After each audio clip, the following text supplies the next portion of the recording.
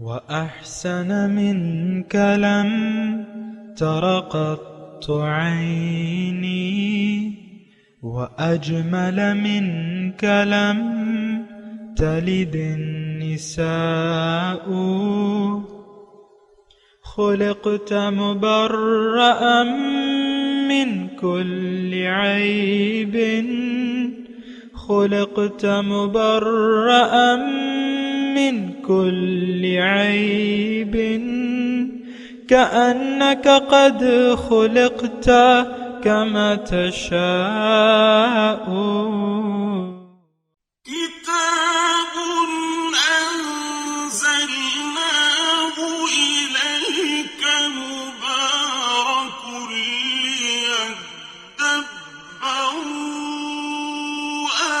آياته وليتذكر أولو الألباب۔ یہ کتاب برکت والی ہے جسے ہم نے آپ کی طرف نازل فرمایا ہے تاکہ دانش مند لوگ اس کی آیتوں میں غور و فکر کریں اور نصیحت حاصل کریں۔ استغفر اللہ الذی لا الہ الا هو الحی القیوم واتوب الیہ۔ اللہم صلی علی سیدنا محمد وعلی آل سیدنا محمد بعدد کل ذرۃ مئۃ الف الف مرۃ۔ سامعین و ناظرین کرام، السلام علیکم ورحمۃ اللہ وبرکاتہ۔ سامعین کرام، سورہ مومن آیت نمبر 44۔ آج کا سبق موضوع جو ہے، کیا ہم نے اللہ تعالیٰ کے ساتھ کئی ہستیوں کو شریک کر لیا ہے؟ اس کے ساتھ سامعین کرام آج کے سبق کا آغاز کرتے ہیں۔ سب سے پہلے گزشتہ سبق کا اعادہ ہوگا۔ من عمل سيئة فلا يجزى إلا مثلها ومن عمل صالحا من ذكر أو أنثى وهو مؤمن فأولئك يدخلون الجنة يرزقون فيها بغير حساب۔ جس نے برائی کی تو اسے بدلہ نہیں دیا جائے گا مگر صرف اسی قدر، اور جس نے نیکی کی خواہ مرد ہو یا عورت اور مومن بھی ہو تو وہی لوگ جنت میں داخل ہوں گے، انہیں وہاں بے حساب رزق دیا جائے گا۔ وَيَا قَوْمِ مَا لِي أَدْعُوكُمْ إِلَى النَّجَاةِ وَتَدْعُونَنِي إِلَى النَّارِ۔ اور اے میری قوم، مجھے کیا ہوا ہے کہ میں تمہیں نجات کی طرف بلاتا ہوں اور تم مجھے دوزخ کی طرف بلاتے ہو۔ تدعوننی لأکفر باللہ وأشرک به ما لیس لی به علم وأنا ادعوکم إلی العزیز الغفار۔ تم مجھے یہ دعوت دیتے ہو کہ میں اللہ کے ساتھ کفر کروں اور اس کے ساتھ اس چیز کو شریک ٹھہراؤں جس کا مجھے کچھ علم بھی نہیں، اور میں تمہیں خدائے غالب کی طرف بلاتا ہوں جو بڑا بخشنے والا ہے۔ لا جرم ان ما تدعوننی الیہ لیس له دعوة فی الدنیا ولا فی الآخرة وان مردنا الی اللہ وَأَنَّ مَرَدَّنَا إِلَى اللَّهِ وَأَنَّ الْمُسْرِفِينَ هُمْ أَصْحَابُ النَّارِ۔ سچ تو یہ ہے کہ تم مجھے جس چیز کی طرف بلا رہے ہو وہ نہ تو دنیا میں پکارے جانے کے قابل ہے اور نہ ہی آخرت میں، اور بے شک ہمارا واپس لوٹنا اللہ ہی کی طرف ہے، اور یقیناً حد سے گزرنے والے ہی دوزخی ہیں۔ سامعین کرام، سورہ مومن آیت نمبر 44، لفظی ترجمہ فَسَتَذْكُرُونَ، جلد ہی تم یاد کرو گے، ما اقول لکم، جو میں تمہیں کہہ رہا ہوں، وَأُفَوِّضُ أَمْرِي إِلَى اللَّهِ، اور میں اپنا کام اللہ کے حوالے کرتا ہوں، إِنَّ اللَّهَ بَصِيرٌ بِالْعِبَادِ، بے شک اللہ تعالیٰ اپنے بندوں کے حال کو دیکھ رہا ہے۔ سامعین اکرام، مرد مومن فرعون کی دربار میں کھڑے ہو کے دعوت تبلیغ کر رہا ہے، مختلف طریقوں سے، مختلف دلائل سے قوم کو قائل کر رہا ہے کہ بھئی میں تمہیں سیدھا راستہ بتا رہا ہوں، میری بات مانو اور ہدایت کو پا جاؤ۔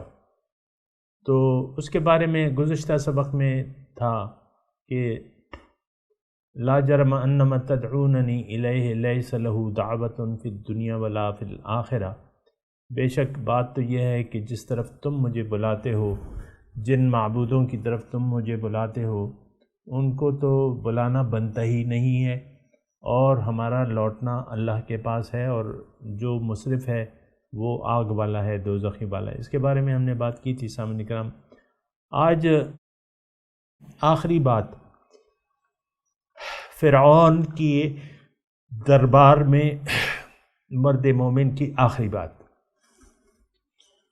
فَسَتَذْكُرُونَ مَا أَقُولُ لَكُمْ، جلد ہی تم یاد کر لوگے جو میں تمہیں کہہ رہا ہوں، وَأُفَوِّضُ أَمْرِي إِلَى اللَّهِ، اور میں اپنا کام اللہ کے حوالے کرتا ہوں، ان اللہ بصیر بالعباد، بے شک اللہ تعالیٰ اپنے بندوں کے حال پہ واقف ہے۔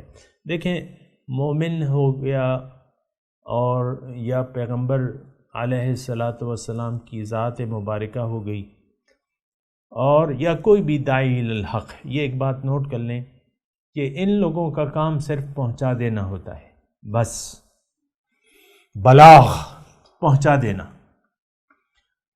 باقی تو یہ یعنی اچھے طریقے سے نوٹ کر لیں کہ ہدایت اور گمراہی کا راستہ اختیار کر لینا انسان کے اپنے مرضی اور اختیار پہ ہوتا ہے، یعنی زور اس پہ کوئی بھی نہیں ہے۔ لا اکراہ فی الدین، دین کو قبول کرنے میں کوئی زور زبردستی کی بات نہیں ہوتی۔ سامعین کرام، یہ بات اچھے طریقے سے نوٹ کر لیں۔ اصل میں ہم اپنی مرضی سے تو راستہ اختیار نہیں کرتے ہدایت کا، اور پھر کوئی ایسی کرامات یا کوئی معجزے کی تلاش میں ہوتے ہیں کہ بھئی کچھ ہوگا ایسا، کچھ انتظار کرتے رہتے ہیں، کوئی ایسا موڑ آئے گا میری زندگی میں اور کہ میں حق کو قبول کر لوں گا یا قبول کرنے پہ آمادہ ہو جاؤں گا۔ بہت سی ایسی باتیں ہوتی ہیں کہ ہم انتظار کرتے ہیں، بر وقت فیصلہ نہیں کرتے، ہدایت کو قبول کرنے کا بر وقت فیصلہ نہیں کرتے۔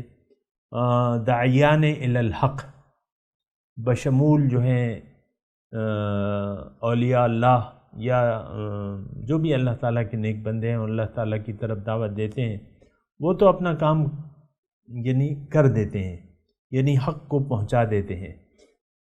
یا اللہ تعالیٰ بھی سامعین اکرام ہدایت کے اسباب، یعنی اللہ تعالیٰ چونکہ اپنے بندوں پر بہت مہربان ہے تو ہدایت کے اسباب وہ پیدا کرتا رہتا ہے۔ اب اس سے فائدہ اٹھانا یا نہ اٹھانا یا اس کو اگنور کر دینا، یہ پھر انسان کی اپنی مرضی پر ہوتا ہے کہ وہ ہدایت کو قبول کر لے۔ یہ ایک طویل مضمون ہے، اس میں ہدایت کا ایک طویل مضمون ہے، لیکن یہ ہے کہ میں یہاں اختصار سے کام لوں گا۔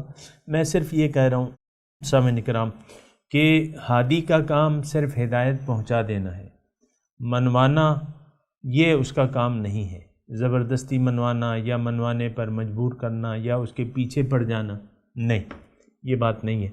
یہ اچھے طریقے سے یاد کر لیں۔ دیکھیں، ہدایت میں آپ کو ایک مشورہ دیتا ہوں، عام مطلب یہ میری ایک عام بات ہے، جب بھی ہدایت آپ کے پاس اللہ تعالیٰ نے وضاحت کر دی ہدایت کی کسی بھی طریقے سے، آپ میرے خیال سے میری بات سمجھ رہے ہیں، کسی بھی طریقے سے، وہ یا مرد مومن ہو، کوئی بھی ہو، یا کوئی کتاب میں آپ نے ایسا مضمون پڑھ لیا یا کوئی ایسا واقعہ آ گیا کہ آپ کے سامنے حقیقت کھل کے سامنے آئے گئی یا آپ نے غور و تفکر کیا۔ ابھی تھوڑی دیر پہلے میں اپنے مکان یعنی ایک کھیت کا مطالعہ کر رہا تھا، وہاں ایک یعنی وہ گھروں میں ہوتے ہیں نا باغیچے، تو وہ مالی وغیرہ جو ہے تقسیم کر دیتے ہیں، کسی میں لہسن اگا دیتے ہیں، کسی میں پودینہ، یہ ابھی لگا ہوا تھا، میں ابھی کی بات کر رہا ہوں۔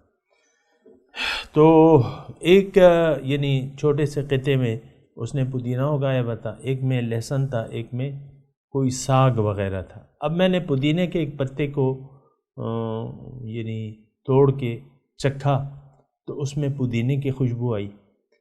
اب میرا پورا یقین تھا کہ یہ ساگ جو ہے یہ پودینے کا ذائقہ تو نہیں رکھتا، اور میرا اور آپ کا پورا یقین ہے کہ لہسن جو اگ رہا ہے اور تو اس میں لہسن کی اپنی ذائقہ ہے، اپنی صفات ہیں، پودینے کی اپنا ذائقہ اپنی صفات ہیں، ساگ کی اپنا ذائقہ، اور ساگ میں آپ کہتے ہیں آئرن جاتا ہے، لہسن کو آپ کہتے ہیں یہ بہت فائدہ مند چیز ہے، قدرتی اینٹی بائیوٹک ہے، اور پودینہ جو ہے وہ ہاضم ہے۔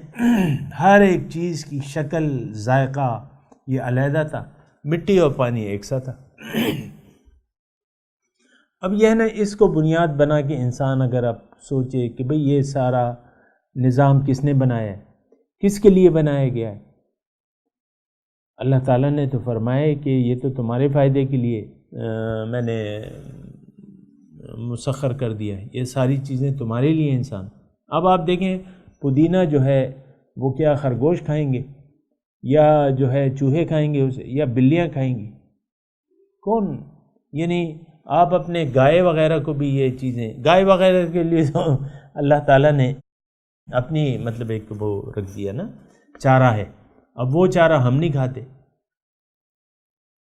یہ بھی میرے ذہن میں ایک سوال تھا کہ بھئی یہ چارہ جو ہوتا ہے اس سے ہم ساگ کیوں نہیں بناتے؟ تو وہ نہیں ہے ہمارے لیے۔ اب گندم کا جو بھوسا ہوتا ہے وہ اگر ہرا بھی ہو تو ہم اس کو ہانڈی میں تو نہیں پکا سکتے، اس میں تو پکانے کا نہیں ہے۔ اسی طرح چارہ جانوروں کے لیے اللہ تعالیٰ نے الگ ایک فصل بنائی ہوئی ہے۔ تو یہ دیکھیں ہدایت کے مختلف ذرائع ہیں، آپ نے خود سوچنا اور سمجھنا ہوگا۔ دوزخ کے کنارے جب دوزخیوں کو کھڑا کیا جائے گا تو وہ ایک آرزو کریں گے، ایک حسرت بھری بات کہیں گے، وَقَالُوا لَوْ كُنَّا نَسْمَعُ أَوْ نَعْقِلُ مَا كُنَّا فِي أَصْحَابِ السَّعِيرِ، وہ کہیں گے کاش کہ ہم کسی کی بات سن لیتے یا عقل سے کام لیتے، آج دوزخ والوں میں سے نہ ہوتے۔ تو دیکھیں سننے کی بات جہاں تک ہے تعلق، تو وہ تو داعیان الی الحق ہے، آپ کو ہم سب کو یعنی ان کی ڈھونڈ ہونی چاہیے، ان کی باتیں سننی چاہیے۔ اور جہاں تک عقل کا تعلق ہے تو وہ تو آپ کو میں نے بتا دیا ہے کہ اللہ تعالیٰ فرماتا ہے کہ وہ ہے نا آیت کہ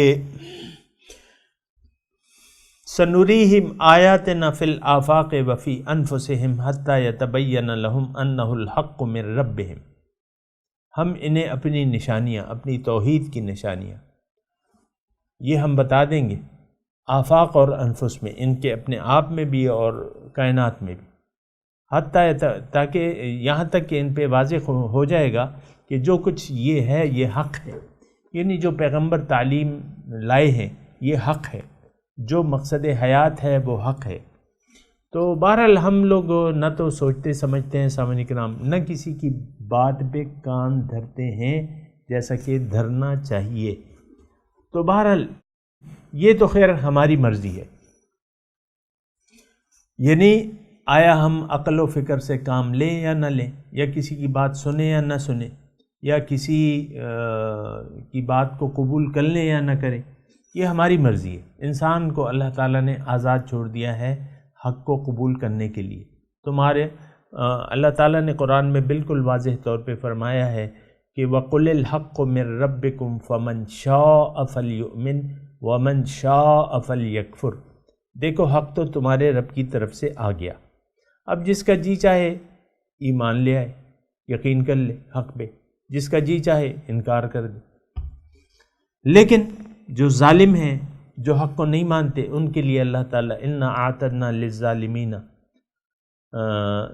نَارًا أَحَاطَ بِهِمْ سُرَادِقُهَا، ان کے لیے آگ تیار ہے۔ لیکن بہرحال یہ میں آپ کو بات کہہ رہا ہوں، یہ جو مرد مومن آخری بات کر رہے ہیں نا، فَسَتَذْكُرُونَ مَا أَقُولُ لَكُمْ، کہ بھئی میں تو ابھی دعوت میں نے تمہیں پہنچا دی ہے، اب اگر تم اس وقت میری بات نہیں مانتے تو جلد ایک ایسا وقت آئے گا کہ تمہیں میری باتیں یاد آ جائیں گی کہ بھئی وہ تو صحیح بات کہہ رہا تھا.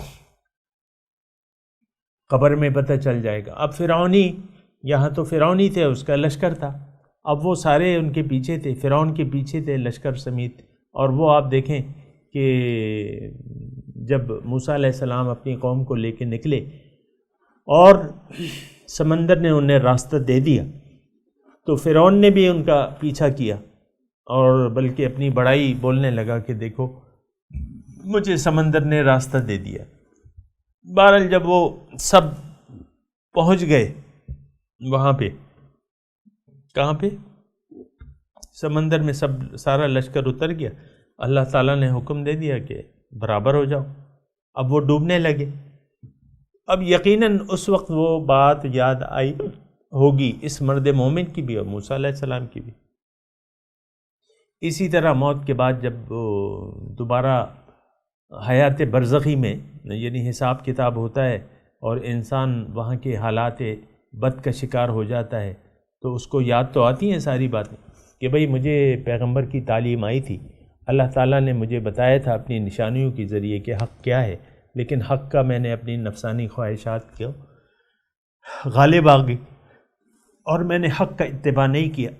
تو فَسَتَذْكُرُونَ مَا أَقُولُ لَكُمْ، یہ ہے سامعین کرام ساری بات چیت جو ہے یہی ہے کہ انسان کو یاد آ جائے گا لیکن پھر وقت گزر چکا ہوگا.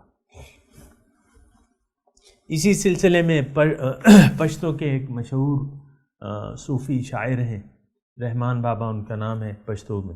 ان کا ایک پشتو میں شعر ہے، پہلے بھی میں آپ کو سنا چکا ہوں، ابھی پھر سنا دیتا ہوں کہ زما خبرہ البدر تیاچی کہ یو دیوال تد مخ بل تد شاشی.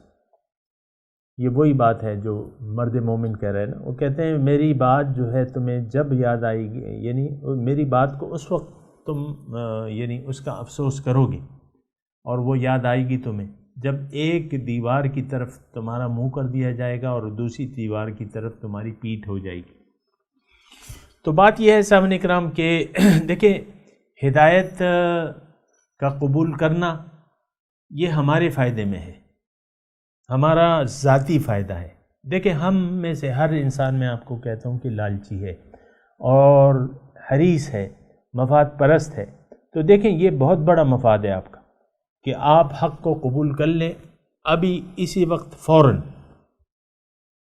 آپ کل پہ نہ اٹھا کے رکھیں کہ کر لیں گے اور یہ کریں گے اور وہ کریں گے. نہیں، اسی وقت کر لیں. جو کچھ کرنا ہے فیصلہ ابھی کریں، اسی وقت کریں، کیونکہ اگلے لمحے کا تو آپ کو علم ہی نہیں ہے کہ آپ اس دنیا میں ہوں گے کہ نہیں ہوں گے. اب میں بات کر رہا ہوں مثال کے طور پہ، اچانک اس وقت زلزلہ آ سکتا ہے، میں جہاں بیٹھا ہوں یہ چھت مجھ پہ آ سکتی ہے، فوراً آ سکتی ہے، آئی ہے، آتی ہے. زلزلے آتے ہیں، کسی کو کچھ پتہ نہیں ہوتا. ابھی ہمارا 2007 میں تقریباً کشمیر میں زلزلہ آیا تھا، 45,000 لوگ جو ہیں وہ ملبے تلے دب گئے، لاشیں آ گئیں، پھر ان کی لاشیں نکالی گئیں. تو موت کا پتہ نہیں چلتا. پھر ایسے ہی بات ہے سامعین کرام کہ جب موت کا پتہ نہیں چلتا تو پھر جب آپ اس عالم میں مادیات سے چلے جاتے ہیں، یعنی روح جب قبض کر لی جاتی ہے آپ کی، تو پھر آپ ایسے عالم میں پہنچ جاتے ہیں. ہم سب انشاءاللہ ایسے عالم میں پہنچیں گے جہاں سے واپس لوٹنا نہیں ہے، اور وہ پھر ایسا عالم ہوگا کہ وہاں مہلت نہیں ہوگی، مہلت ختم ہو چکی ہوگی، اور وہ ایک ایسا عالم ہوگا کہ وہاں اصلاح کا وقت نہیں ہوگا. یہاں تو آپ اصلاح کر سکتے ہیں، دنیا ایسی جگہ ہے سامعین کرام، یہ بہت قیمتی جگہ ہے، یہاں مہلت ہے، اصلاح آپ کر سکتے ہیں. غلط راستے پر اگر چل پڑے ہیں، غلط مقاصد کا تعین کر لیا ہے، آپ چھوڑ دیں ان مقاصد کو. وہ باطل کو کیا مقصود بنانا، باطل تو حاصل ہی نہیں ہوتا. تو آپ حق کا انتخاب کریں، حق آپ کے ساتھ ہوگا یہاں بھی اور وہاں بھی. ابھی مضمون آئے گا اس کا، لیکن جب حق کا آپ انتخاب کر لیتے ہیں تو فوراً کریں. اس میں آپ یہ نہ کریں، کیونکہ اس کے پھر نتائج جو ہیں میں آپ کو بتا دوں کہ وہ خطرناک ہوتے ہیں. اس کی یعنی میں آپ کو اشارہ بھی دے دوں، دیکھیں آپ کو حق نظر آیا، حق معلوم ہوا، پھر آپ نے حق کو نہ اپنایا اور آپ نے فی الحال اس کو مسترد کر دیا. فی الحال نہیں، دیکھیں یا تو آپ حق کو قبول کریں گے یا مسترد کریں گے. مسترد کیا، دل پہ آپ کے کالا داغ لگ جائے گا. اب اس کے بعد جو ہے جو آپ کا عمل ہے تو وہ تو سارا، یعنی آپ کے جو حق کو مسترد کیا ہے وہ تو تمام اعمال باطل ہوں گے اور کالے داغ لگتے جائیں گے. یا آپ نے حق کو قبول کر لیا تو سفید داغ لگے گا. ٹھیک ہے، اللہ یعنی نیک اعمال، نیک فیصلے جو ہیں اس کا سفید داغ لگتے ہیں آہستہ آہستہ. اب جب آپ نے فیصلہ کر لیا نیکی کا اور اللہ کا، تو پھر آپ کے جو بھی زندگی ہے وہ ساری زندگی اب سفید داغ لگتے رہیں گے یہاں تک کہ دل نورانی ہو جائے گا. سبحان اللہ، سب کہیے سبحان اللہ. تو یہ دیکھیں، یہ مہلت کا وقت ہے، یہاں حق کو فوراً قبول کرنا چاہیے، کوئی نقصان نہیں ہوتا. ابھی مضمون آئے گا بھی، اگر آپ میرے ساتھ شامل رہیں. زندگی نے مہلت دی تو انشاءاللہ یہ 2-4 آیات بعد جو ہے وہ یہ مضمون آ رہا ہے، آیت نمبر 51 میں. بہرحال اس کا تذکرہ وہیں کریں گے. آج کی جو آیت ہے فَسَتَذْكُرُونَ مَا أَقُولُ لَكُمْ، جلد ہی تمہیں وہ باتیں یاد آ جائیں گی جو میں تم سے کہہ رہا ہوں، اور یعنی اس وقت تمہیں اس کا افسوس ہوگا. جو باتیں میں تم سے کہہ رہا ہوں اس کا تمہیں افسوس تو ہوگا. اگر اب نہیں مانو گے تو کوئی ایسا وقت ہوگا، جلد ہی ایک ایسا وقت ہوگا کہ تمہیں میری باتیں یاد آئیں گی کہ یار ایک مرد مومن تھا، اس نے ہماری اصلاح کے لیے، کامیابی کے لیے ہمیں دعوت بھی دی، حق بھی ہمیں بتایا، اور ہم نے باطلی کی طرف رخ. تو تمہیں اس وقت یاد آئیں گی، لیکن وقت گزر چکا ہوگا. یہ اس آیت فَسَتَذْكُرُونَ مَا أَقُولُ لَكُمْ. اب یہ دوسرا جملہ ہے وَأُفَوِّضُ أَمْرِي إِلَى اللَّهِ، اور میں اپنے کام اللہ کے حوالے کرتا ہوں. ان اللہ بصیر بالعباد، اللہ تعالیٰ اپنے بندوں کے حال کو دیکھ رہا ہے. یہ مضمون جو ہے سامعین کرام بہت پیارا مضمون ہے اس آیت میں، آیت کے اس حصے میں، کہ میں اپنے کام اللہ کے حوالے کرتا ہوں. دیکھیں عام طور پہ یہ ہوتا ہے، میں اور آپ جس معاشرے میں رہ رہے ہیں، ہم نے اپنے کام اپنے اللہ کے حوالے نہیں کیے، اپنے ہاتھ میں ہیں ہمارے. یہ سب کچھ ایک زبردست ہم دھوکے کا شکار ہو گئے. دنیاوی زندگی کو ہم نے اپنا سب کچھ سمجھ لیا ہے، ایک غلط فہمی کا شکار ہو گئے. پھر یہ سارے معاملات ہم نے اپنے ہاتھ میں لے لیے ہیں. ہمارا کام ہمارے ہاتھ میں ہے، اللہ کے ہاتھ میں نہیں ہے. اللہ کے ہاتھ میں اس وقت ہوگا جب انسان اللہ کی دعوت پہ لبیک کہے اور کہہ دے کہ لبیک اللہم لبیک لا شریک لک لبیک ان الحمد والنعمت لک والملک لا شریک لک. یہ انسان کہہ دے. یہ ترانہ ہے، صرف حاجی کا نہیں ہے، یہ مسلمان کا ترانہ ہونا چاہیے. ہر وقت آپ کو لبیک عملی طور پہ کہنا چاہیے. صبح سے شام تک اور شام سے صبح تک تمام معاملات میں آپ کو اللہ کی سننی چاہیے، اللہ کی سننی چاہیے، اور پھر اس پہ لبیک کہنا چاہیے. خواہ بظاہر اس کے نتائج آپ کے نظر میں بھلے معلوم ہو یا خراب معلوم ہو، ہر حالت میں آپ نے بندگی کرنی ہے اپنے رب کی. تو یہ مرد مومن جو ہوتا ہے سامعین کرام، اس کا عملی جو طریقہ ہوتا ہے وہ یہی ہوتا ہے کہ وہ اپنے کاموں کو اللہ کے حوالے کر دیتا ہے. آج میں اور آپ جس معاشرے میں رہ رہے ہیں، اس معاشرے نے لا لبیک کا نعرہ لگایا ہے. یعنی ہم نعرہ کون سا لگا رہے ہیں؟ لا لبیک اللہم لا لبیک. اے اللہ، میں لبیک رہنے کے لیے تیار نہیں ہوں، میں لبیک کہنے کے لیے تیار نہیں ہوں. تیرے تو اور بھی میں نے شریک بنائے ہوئے ہیں، جو میرے پاس پیسے ہیں وہ تیرے ساتھ میں نے شریک کیے ہوئے ہیں، میرے تعلقات ہیں اور میری دنیاوی خواہشات ہیں، اس سب کی میں پرستش کرتا ہوں یا کرتی ہوں، اور یہ سب تیرے ساتھ میں نے شریک کیے میں. اور لا لبیک، میں تجھے معاذ اللہ ہم اپنے عمل سے یہ کہہ رہے ہیں کہ اے اللہ تعالیٰ ہمیں تیرے نہ قرب کی ضرورت ہے، نہ معرفت کی ضرورت ہے، نہ ملاقات کے ہم متمنی ہیں تیرے. یہ ہمارا نعرہ ہے عملی طور پہ سامنے کرام. بہرحال یہ بڑا خطرناک نعرہ ہے، یعنی اس میں بہت سارا نقصان ہے. اس کو ذرا غور کرنا چاہیے کہ آیا ہم کون سا نعرہ لگا رہے ہیں، کون سا ترانہ ہمارے زد زبان پہ ہے، یہ بھی ہم نے سوچ لینا چاہیے. بہرحال وہ مومن کا کام کیا ہوتا ہے، اس کے کام تمام اللہ کے حوالے ہوتے ہیں. یہ اگر میں آپ کو یاد دلاؤں تو وہ آیت ہے کہ ان صلاتی و نسکی و محیای و مماتی للہ رب العالمین. میں آپ کو اکثر کہتا رہتا ہوں نا کہ مومن کا ترانہ یہ ہے کہ بھئی میری تمام مراسم عبودیت، میری قربانی، میری زندگی، میری موت اللہ کے لیے، اس کا کوئی شریک نہیں. یہ جملہ اور وہ جملہ ملتا جلتا ہے، بلکہ تقریباً ایک ہی مفہوم ہے، الفاظ کا تھوڑا فرق ہے. وَأُفَوِّضُ أَمْرِي إِلَى اللَّهِ، میں نے اپنے کام اللہ کے حوالے کر دی. ان اللہ بصیر بالعباد، اللہ تعالیٰ اپنے بندوں کے حال کو دیکھ رہا ہے. یعنی مجھ پہ میرا اللہ پہ اعتماد ہے، بھروسہ ہے. تم لوگ جو مرضی آئے کرو اور جس طرح مرضی آئے چلو، میں نے تو اپنے کام کو اللہ کے حوالے کر دیے. بہرحال یہ ساری باتیں ہیں سامنے کرام. میں تلاوت کرتا ہوں، میرے ساتھ دہرائیے. اعوذ باللہ من الشیطان الرجیم. بسم اللہ الرحمن الرحیم.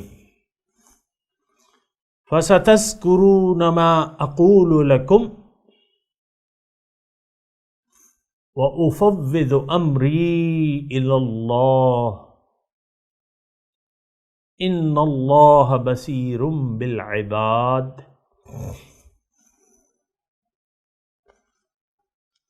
جی ترجمہ سنا دیں. فَسَتَذْكُرُونَ مَا أَقُولُ لَكُمْ، جلد ہی تم یاد کرو گے جو میں تمہیں کہہ رہا ہوں. وَأُفَوِّضُ أَمْرِي إِلَى اللَّهِ، اور میں اپنا کام اللہ کے حوالے کرتا ہوں. ان اللہ بصیر بالعباد، بے شک اللہ تعالیٰ اپنے بندوں کے حال کو دیکھ رہا ہے. اب ان آیت کی تلاوت اور ترجمہ سنتے ہیں. فَسَتَذْكُرُونَ مَا أَقُولُ لَكُمْ وَأُفَوِّضُ أَمْرِي إِلَى اللَّهِ إِنَّ اللَّهَ بَصِيرٌ بِالْعِبَادِ. You will remember what I am telling you, so I commit my case to God. God is observant of the servants. سامعین کرام، اس کے ساتھ ہی آج کے درس کا وقت اختتام کو پہنچا. اگلے درس میں انشاءاللہ ملاقات ہوگی. وآخر دعوانا ان الحمد للہ رب العالمین. والسلام علیکم ورحمۃ اللہ وبرکاتہ.